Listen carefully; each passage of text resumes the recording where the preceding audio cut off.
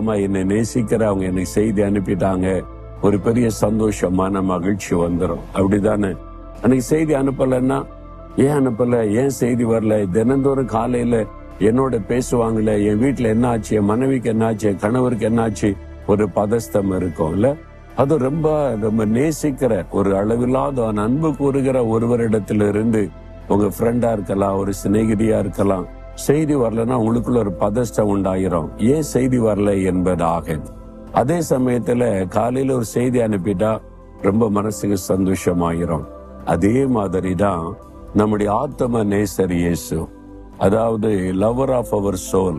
அவர் தான் நம்முடைய ஆத்ம நேசர், அவர் தான் நேசிக்கப்படத்தக்கவர். காலையில எழும்பி அவர்கிட்ட இருந்து ஒரு செய்தியை கேட்க வரைக்கும் உங்களுடைய உள்ளத்துல இனிமே வராது. ஒரு செய்தியை கேட்டுட்டுன்னு வைங்களேன், உங்களுடைய உள்ளத்துல அவ்வளோ சந்தோஷம் வந்துடும்.